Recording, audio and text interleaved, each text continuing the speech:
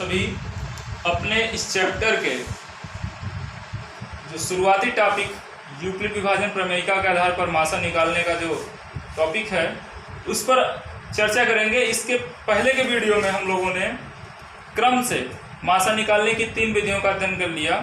समापवर्तक विधि, अभाज्य गुणनखंड विधि और भाग विधि। मैंने उस टाइम पे आपसे चर्चा किया था पिछले वीडियो में कि ये जो हमारी भाग विधि है यही हमारी यूक्लिड विभाजन प्रमेयिका का आधार है, क्योंकि वो जो हम भाग विधि से मासा निकालते हैं उसी को यूक्लिड के द्वारा दिए गए सूत्र भाज्य बराबर भाजक गुणे भागफल प्लस शेषफल के रूप में स्टेप बाय स्टेप लिखते आए, तब तक लिखते आए जब तक नीचे का शेषफल शून्य ना हो जाए, यानी जब तक वहाँ से हमारा भाग विधि में जो हम करते हैं वो स्टेप लास्ट ना हो जाए तब तक करते आते हैं। और वही अंतिम समय का जो भाजक होगा, अंतिम स्टेप का जो भाजक होगा वही हमारा क्या होगा, मासा कहलाएगा। तो हम एक उदाहरण लेते हैं पहले भाग विधि का, उसके बेस पर आपको जो है उसके आधार पर आपको हम यूक्लिड विभाजन प्रमेयिका की तरफ ले चलने का प्रयास करते हैं। थोड़ा ध्यान से समझिएगा, बहुत आसान है। अभी हम आपको पहले भाग विधि फिर उसके माध्यम से उसको सिखाएंगे। बाद में आपकी प्रैक्टिस 2-3 सवाल के बाद जब प्रैक्टिस हो जाएगी तो आप इसको अच्छे तरीके से अपने आप डायरेक्ट करने लगेंगे। तो देखिए, जैसे हमने उसका एग्जाम्पल लिया था, आपको भाग विधि का पहला एग्जाम्पल हमने बताया था 14 और 32 का, वही लेकर के आपको मैं समझाता हूँ। 14 और 32 इसको हम लोगों ने भाग विधि से लगाया है, उसी के बेस पे हम इस पे यूक्लिड प्रसट करते हैं। देखिए, भाग विधि से इसको निकालना होगा, क्या करेंगे, 14 से हम डिवाइड कर देंगे 32। 14 दूनी 28, ये हुआ हमारा 4। अब इस 4 से इसको फिर भाग कर देंगे 14 को, 4 की 12, बचा हमारा 2 से किसको भाग करेंगे, 4 को, 2 दूनी 4, ये तो हमारा मासा कितना आ जाता है, 2। ये बातें हम लोग पहले से की हैं। अब इसी को हम क्या करेंगे, यूक्लिड ने क्या बताया, यूक्लिड के नियम से कैसे मासा निकालेंगे उस पर चर्चा करते हैं। देखिए, यूक्लिड ने बताया ये भाज्य बराबर भाजक गुणे भागफल प्लस शेषफल। आपको पता है कि जिससे भाग दिया जाता है वो हमारा भाजक है, जिसमें भाग दिया जाता है वो हमारा भाज्य है, जितनी बार जाता है वो हमारा भागफल, और नीचे जो बचता है वो हमारा शेषफल। तो अब इसी को हम स्टेप बाय स्टेप इस रूप में लिखते जाएंगे और ये हमारा हो जाएगा यूक्लिड विभाजन प्रमेयिका के आधार पर मासा। देखिए, भाज्य अगर हम पहले स्टेप की बात करें, इसमें 3 स्टेप बन रहे हैं, 1 2 3। तो पहले स्टेप की अगर हम बात करते हैं तो भाज्य हमारा क्या है, 32, भाजक क्या है 14, भागफल कितना है 2, शेषफल 4। तो देखिए, आप सेट करेंगे तो यही आएगा, 14 दूनी 28, 4 32। एक स्टेप हमने लिख लिया। चर्चा करते हैं ये सेकंड स्टेप की। तो सेकंड स्टेप में देखेंगे हमारा भाज्य कितना हो जाता है, 14, भाजक हो जाता है हमारा 4, भागफल हमारा 3, शेषफल हमारा 2। ये देखिए, 4 3 12 2 14। 2 स्टेप तक हम लोगों ने कर लिए। तीसरा स्टेप, ये देखिए, यहाँ भाज्य कितना है 4, भाजक 2, भागफल भी 2, शेषफल कुछ नहीं, यहाँ 0 कर देंगे, 2 दूनी 4 प्लस 0 4। अब देखिए, यहाँ पे हमारा क्या आ गया, शेषफल हमारा 0 हो गया, तो अंतिम भाजक क्या था मेरा 2। इसलिए 14 और 32 का जो मासा निकला यूक्लिड के नियमानुसार वो कितना निकला, वो है 2। भाई ये तो चेंज हो नहीं सकता, चाहे हम भाग विधि से निकालें, चाहे समापवर्तक विधि से निकालें, चाहे अभाज्य गुणनखंड विधि से निकालें, चाहे इससे निकालें, बस क्या बदल रहे हैं, तरीके बदल जा रहे हैं थोड़ा सा। और ये तरीका तो बिल्कुल भी कुछ ऐसा नया ही नहीं है, ये जो है इसी को हमने केवल इस रूप में लिख दिया है बस, और ये हमारा हो जाता है यूक्लिड। दूसरा एग्जाम्पल लेते हैं। अब देखिए, दूसरा एग्जाम्पल 16 और 28 वाला देख लेते हैं। इसको भी हमने पहले करा दिए हैं। 16 और 28 को पहले हम भाग विधि से निकालते हैं। तो 16 से क्या कर देंगे, 28 में भाग कर देंगे, ये हो जाएगा 16 एकन्नम 16। बचा यहाँ कितना, 8 में 2 छा गया, 2 में से क्या है 12। अब इससे भाग करेंगे किसमें, 16 में। 12 से 16 में भाग करेंगे, फिर एक बार जाएगा, 12 का 12, यहाँ बचा 4।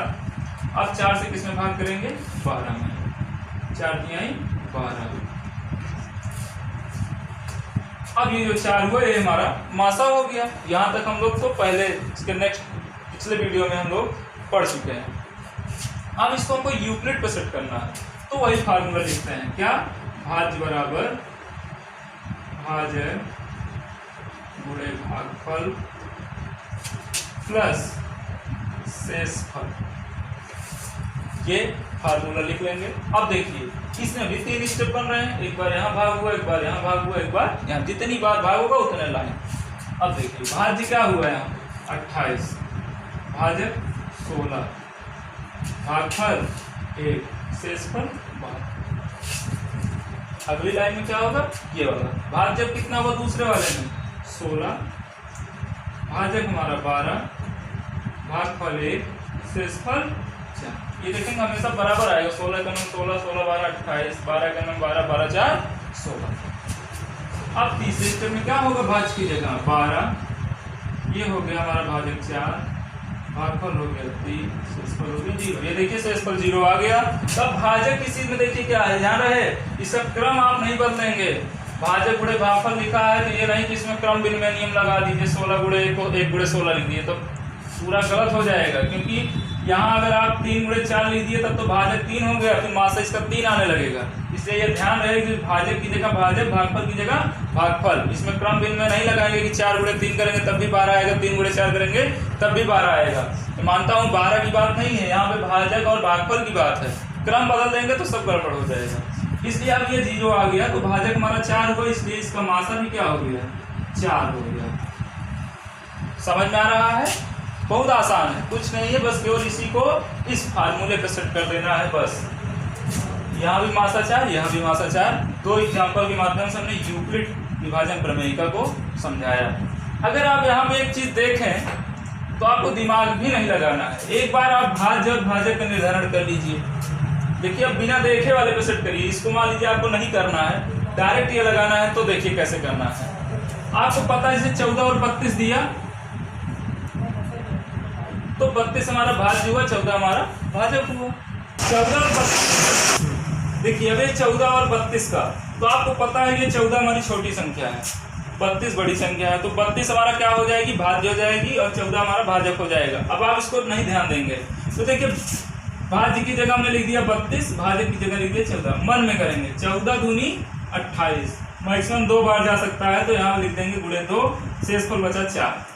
अब उसके बाद क्या करते हैं, जो यहाँ पे रहता है ये जो भाजक होगा यही अगली लाइन का भाज्य बन जाता है। ये यहाँ से भी साफ है, यहाँ से भी जो ये भाजक होगा ये अगले लाइन के लिए क्या बन जाएगा? भाज्य बन जाएगा। और जो यहाँ पे शेषफल होगा वो अगले के लिए क्या बन जाएगा? भाजक बन जाएगा। ये 14 था यहाँ चला आया, ये जो शेषफल था ये यहाँ चला आया। फिर 14 से 4 में भाग करेंगे, 4 की यहीं 12, शेषफल हमारा बचा 2। अब क्या होगा? ये 4 कहाँ आ गया? यहाँ आ गया। उसको नहीं ध्यान देना आपको, यहाँ देखिए ये 4 यहाँ आ गया, और जो 2 हमारा शेषफल था वो 2 कहाँ आ गया? यहाँ आ गया। अब 2 से 4 में भाग करेंगे, आपको पता है 2 दूनी 4, शेषफल 0। जब 0 हो गया तो जो भाजक आया वही हमारा क्या हो गया? मासा हो गया। ये डायरेक्ट करने की विधि है अगर आप इसको नहीं करना चाहते हैं तो। वैसे आप 1-2 सवाल के लिए मैं ऐसे बता रहा हूँ ताकि आपको ये स्टेप बाय स्टेप समझ में आ जाए, उसके बाद आप मन में खुद ही करने लगेंगे, इसकी जरूरत नहीं पड़ेगी। तो 2 एग्जाम्पल हुआ। अब एक और एग्जाम्पल से समझ लेते हैं।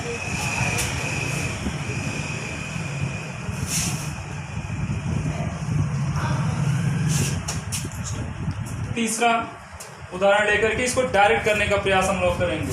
12 और 18 का, छोटी छोटी संख्याओं को लिया है, डायरेक्ट करने का प्रयास करेंगे। 12 और 18 तो यूक्लिड से क्या करेंगे हम लोग? इसका फार्मूला लिखेंगे, भाज्य बराबर भाजक गुणे भागफल प्लस शेषफल। ये फार्मूला हमको पता है। अब देखिए बड़ी संख्या में सा भाज्य होगी, छोटी संख्या में सा भाजक होगी। तो 18 को कहाँ लिख देंगे? भाज्य के नीचे, भाजक के नीचे क्या लिख देंगे? 12। अब आपको पता है जब 18 में हम भाग करेंगे 12 से तो 12 एक अन्ना 12, एक बार जाएगा, शेषफल कितना बच गया 6। यहाँ तक समझ में आया। अब क्या करेंगे, हमने आपको बताया जो यहाँ भाजक होगा वो दूसरी लाइन के लिए भाज्य बन जाएगा, तो 12 यहाँ हो जाएगा, और जो इसका शेषफल होगा वो इसका क्या बन जाएगा, भाजक बन जाएगा। ये हमेशा यहाँ चला आता है और ये यहाँ चला आता है, ये ध्यान रखना है आपको, गलती नहीं होगी। अब 12 से 6 में भाग करेंगे, आपको पता है कितनी बार जाएगा, 2 बार, 6 दूनी 12, शेष कितना बचा 0। हमने बताया जब शेष 0 हो जाए तो जो भाजक होगा वही हमारा क्या कहलाएगा, मासा कहलाएगा, यानी मासा हमारा कितना हो गया 6 हो गया। समझ में आया। अब देखिए इसको हम भाग विधि से आपको भी करके दिखा देते हैं। ये जैसे देखिए 12 और 18 का भाग विधि से अगर निकालेंगे तो 12 का नम 12, 8 में से 2 गया 6, अब 6 से 12, 6 दूनी 12 कट गया पूरा। तो मासा कितना आया 6। देखिए 2 स्टेप बना, 2 लाइन में देखिए आपका काम हो गया। देखिए 18 भाज्य, भाजक 12, भागफल 1, शेषफल 6। फिर सेकंड लाइन में क्या करेंगे, भाज्य हो गया 12, भाजक हो गया हमारा 6, भागफल हो गया 2 और शेषफल हो गया 0। तो जब शेषफल हमारा 0 हो जाएगा तो उस टाइम पे जो भाजक होगा वही हमारा क्या कहलाएगा, मासा कहलाएगा। बहुत आसान है, आपको इसकी जरूरत नहीं है। हमने क्या बताया, जो बड़ी संख्या है वो भाज्य बनी, जो छोटी संख्या है वो भाजक। अगर आपको दिक्कत हो रही है, मान लीजिए बड़ी संख्या आती है, आप कहीं पीछे रफ में भाग दे दीजिए कि अगर हम 18 से 12 में भाग, 12 से 18 में भाग करेंगे, ये देखिए 12 का नम 12, 6 का 6, तो आप सीधा सीधा लिख दीजिए 18 बराबर 12 गुणे 1 घन 6। फिर ये जो यहाँ होगा वो यहाँ चला आएगा, जो शेष होगा वो यहाँ चला आएगा। आपको पता है 6 दूनी 12, ये शेष हो गया हमारा 0, और जब शेषफल हमारा 0 हो जाए तो जो भाजक है वही हमारा क्या है, मासा है। ये रही यूक्लिड विभाजन प्रमेय का विधि जिसे हमको आपको पढ़ना है। अब इसकी एक्सरसाइज हम नेक्स्ट वीडियो में आपको स्टार्ट करेंगे। अब हम एक्सरसाइज पे आते हैं। अभी तक तो केवल इसकी बेस चल रही थी कि इसको हम हर स्टेप बाय स्टेप जितनी भी विधियां मासा निकालने की हैं उससे एक बार परिचित हो जाएं।